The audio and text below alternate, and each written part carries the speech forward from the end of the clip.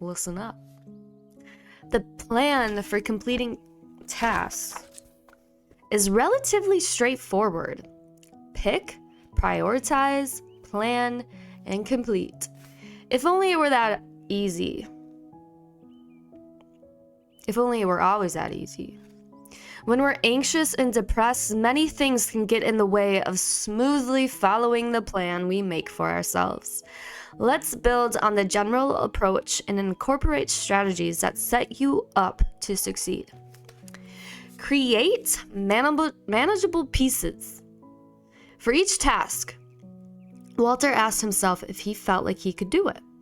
When we were planning his history paper, he said at one point, "I have no idea how to write this paper." He explained that the idea of writing a paper felt mammoth, like more than he could wrap his arms or his mind around. "Do you know how to write an outline?" I asked him. "Yeah, I could do that," he said. "But I never had to in the past. I could just sort of put it together as it went along." We talked briefly about accepting that for now, his old way of working wasn't working for him, and he agreed that he needed to break down the task. At each step, I would ask him, "Do you know how to do it?" Meaning, do you have a clear idea of how to get started? When he didn't, we would work to break the task into even smaller pieces. When we looked at the plan for writing his paper, he said, "I feel a little silly having it all spelled out for me like this. I mean, I've been writing papers for many years now, but it doesn't make it seem easier." When we're having trouble getting started, some tasks can feel like trying to get a frisbee off a roof without a ladder. We stand, staring up at the frisbee, willing ourselves to levitate. There's nothing wrong with us for not being able to levitate. We just need a ladder. A ladder turns a 10-foot gap into a series of 1-foot gaps. Praise the Lord for ladders. For any task you plan for yourself, see if it feels like a step you can take relatively easily. If you're struggling to complete a big project at work, for example, have you broken down the task into small enough steps that you have a clear idea of how to do each one? Or if you're behind on taking care of things at home, do you know where to begin? Just begin. Take a few moments now to think about a project you've been struggling to complete. Write it in the space below. Do you need to break it into smaller steps? If so, what would the steps look like? Write them in the spaces below.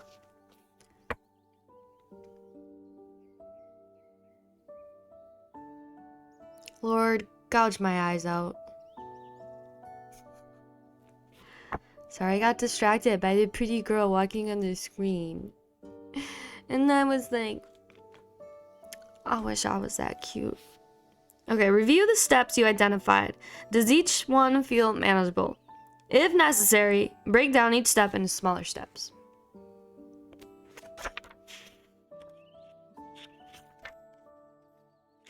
So yeah, this is not something I struggle with, but I need to get things done. I get things done. I make a list and I put it in order of things that are due first to things I have more time to work on, and I force myself to do some each day. But then I have the problem where I almost do too much of it. I try to get too much of it done before I move on to other things like eating or going for a run or things that you like that are a break from work or schoolwork or whatever you're doing too much of.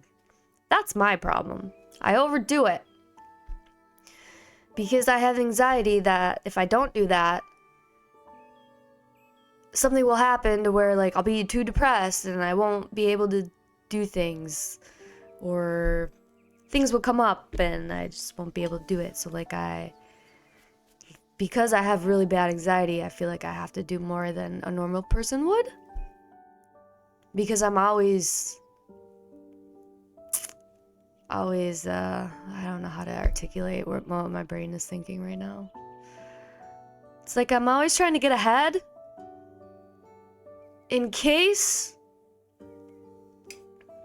I can't function. But if I could learn to just trust in the Lord, I would have a healthy balance of everything in my life if I could just trust the Lord instead of trusting myself. But you know, I have trust issues with men, and that translates over to God because I imagine God is a man. So I also have trust issues with God. As if God has a gender. It's ridiculous. It really is. I need to. This is why I can't go to regular therapy. I need a spiritual therapist because, yeah. This girl needs help. As do many people. We all need help.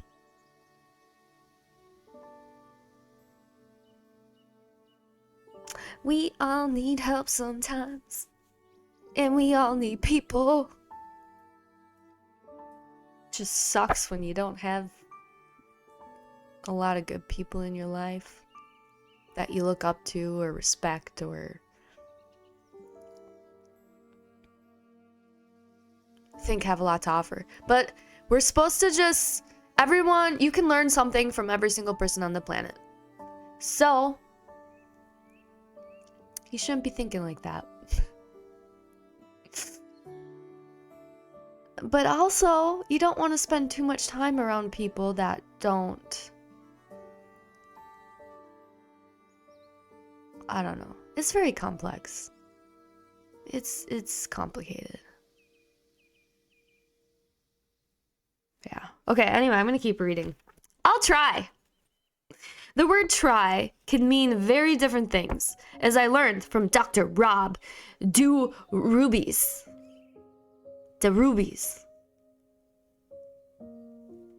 One of my therapy supervisors in graduate school. The true meaning of the word, according to the Merriam-Webster, involves effort and action. For example, people try to climb Mount Everest. Sometimes we say, I'll try, when we mean something closer to, I want, or I hope, as in, I'll try to go to the gym tomorrow. If you find yourself saying, you'll try, notice if you mean it in the active sense or the wanting sense. The more active you make your trying, the more you set yourself up to succeed. Yeah, don't even say you'll try. Just go do it. Even if you don't want to, just go do it. You think I want to go bring my butt to the rec center to run after this? No, absolutely not. I don't want to. But I'm gonna. Stop showing me beautiful women, God. Gouge my eyes out. Make me blind. Maybe I'd be a happier person if I was blind. Something needs to happen. Give me a stroke or something. Yeah.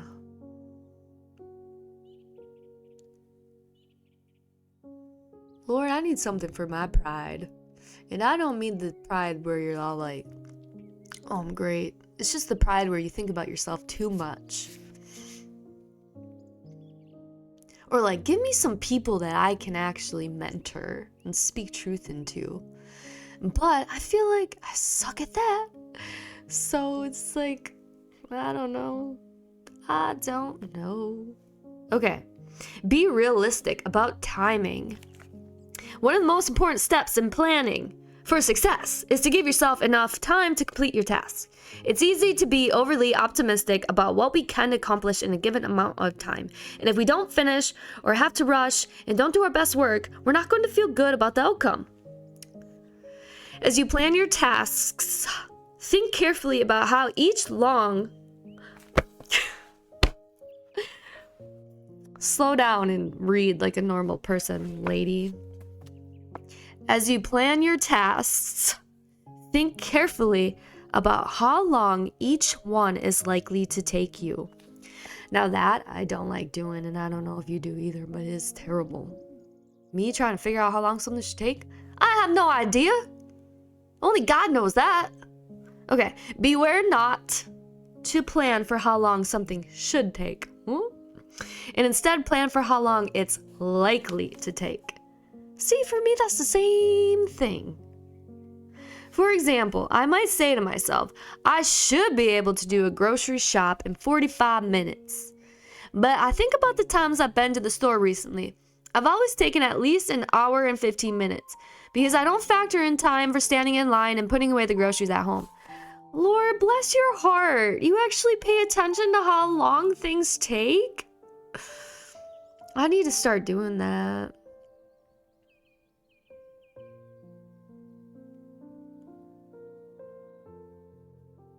But I feel like that gives me anxiety. If I start paying attention to how long everything takes. Because then I'll start beating myself up. Like, why'd that take you so long? Or, you did that way too fast. I don't know. Lord, give me a new brain. Okay, it's demoralizing to feel like we're always taking too long to do something. If you notice you underestimate how long things would take you, use this information the next time you schedule the task. Okay. I will try.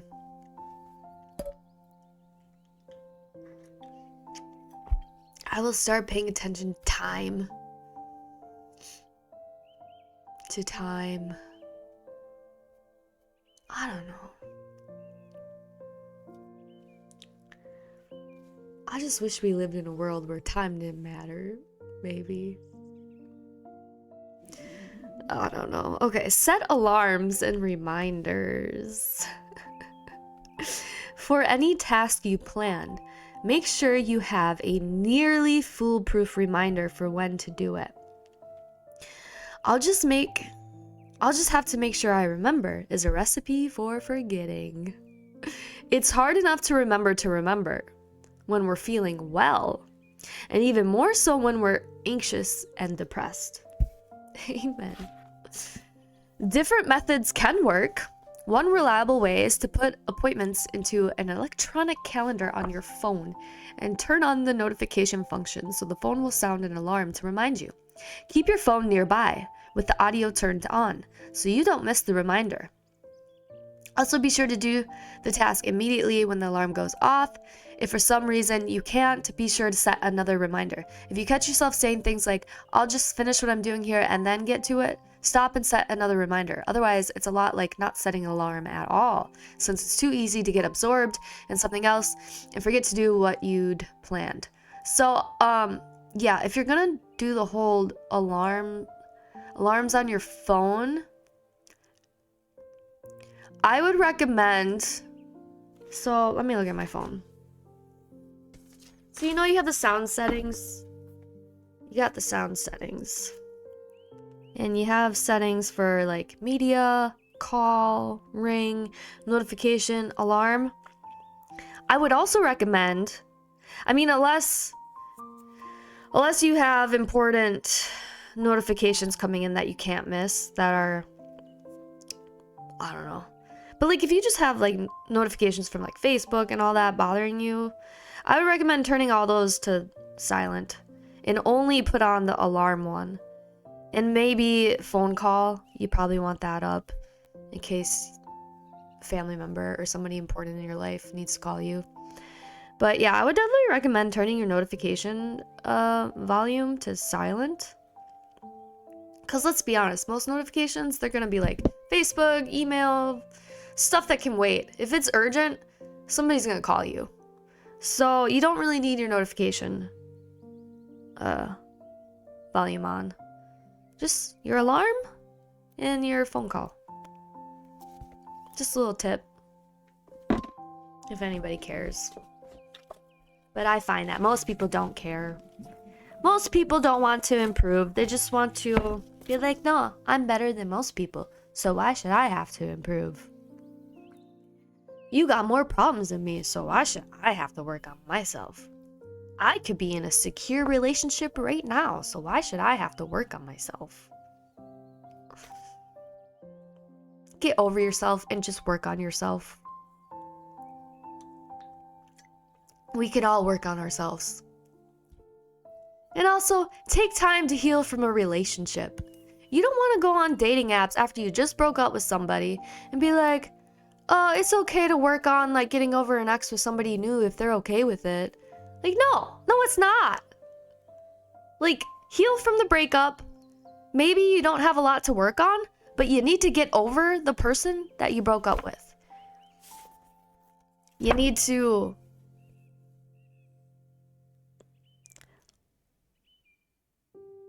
learn how to be okay by yourself for at least a little while. At least like a couple months before you start having separation anxiety and relationship anxiety and isolation anxiety, before you start having to talk to the opposite sex on a dating app.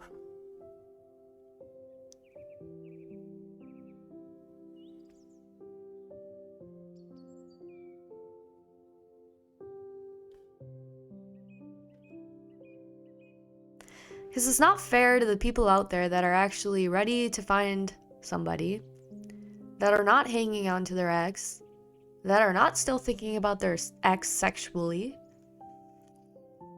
Like, it's not fair to those people. And it's really selfish of you.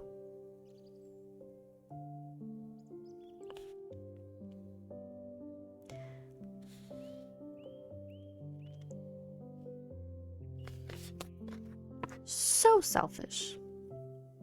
Because, yeah, I would love nothing more than to jump on a dating app right now and try to find a husband. But I'm not over my ex, so that would not be fair to them. But yeah, it would make me feel great to talk to a man.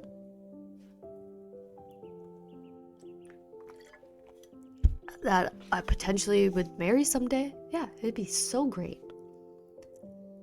And yeah, I could probably be healthy for a bit and pretend that I'm over my ex and be like, yeah, I moved on.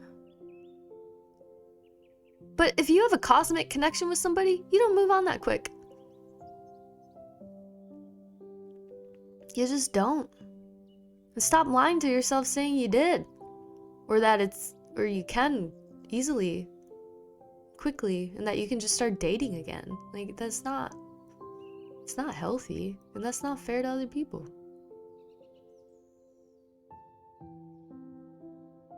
Would you want somebody to do that to you? Get all invested in you and then be like, surprise! My ex showed up and one thing led to another and we accidentally had sex. Like, do you want to be on the other end of that? No, so why would you do that to somebody else? Learn from the past and be better. Okay, build in accountability. I also need to contact my academic dean, Walter told me. She told me to keep her updated this semester, and I've been avoiding her since I fell behind. He paused. I have also been avoiding my professors and my advisor. I know it's better to let them know where things stand, but it's also an unpleasant reminder that I'm not on top of things. We made a plan for Walter to contact each of his professors that evening by email. He was nervous, and we worked together to write an outline of what he needed to say. He felt like his biggest challenge was to contact his dean, whom he was somewhat afraid of. He didn't trust himself to follow through on emailing her, so he composed and sent the email in my office. We discussed the importance of accountability in week 2 when we addressed behavioral activation. The same principles apply here. If we know someone else knows our plans, we're more likely to complete them. When we're struggling to take care of our responsibilities, we often avoid contact with the people we feel we're letting down. Professors, bosses, customers, spouses. We might tell ourselves they don't need to know what's going on until we've been able to catch up. Or that because we've been out of touch for so long, it's going to be incredibly uncomfortable to talk with them now. In the vast majority of cases, more is lost than gained by avoiding contact with people to whom we're accountable. Are there people in your own life that you need to get in touch with whom you've been avoiding? If so, write who the people are in the space below. If it's time to get in touch with these people, circle the ones you'll contact this week and write it in your calendar when you'll contact them. So yeah, That is so true. When I was messing up and still messaging my ex, I let my people know. I was like, I failed. And anyway. And I also tell everybody about the time that I went on a couple dates. And that I had a kiss that I did not enjoy whatsoever. So I tell people my things. I've been telling everyone about my suicidal ideations, not for attention. It's just, I just want people to know, like, I'm just being honest. Like, this is what is happening. And Lord, y'all just pray for me. And I've been isolating a lot, and I just tell everyone that. And yeah, some people are getting feisty with me, copping an attitude. You just go get therapy. And like, just... Which is ironic to me, like, if you like really believe in God, wouldn't you rely more on praying and trusting in God than you would be like, you need therapy? Like, aren't you taking away from what God can do? And aren't you like, you're making yourself God by thinking you know the answer to my problem? Like, girl, just pray for me and be a friend. Just be there with me. I'm not asking you to be my therapist. But if you just want to like sit by me while I'm going through it, that'd be nice. You don't have to offer a solution. You could just listen. Not everybody that's talking is asking for solutions. Like, they know there's no solution. They know their only hope is God. And sometimes they just need to get what's in their head out of their head and into words. And sometimes it doesn't make any sense. And sometimes you're irrational and all that jazz. But it doesn't matter. Sometimes we just need to talk. Because we spend so much time alone with our own thoughts that it just feels good to talk and have somebody on the other side listening. So anyway.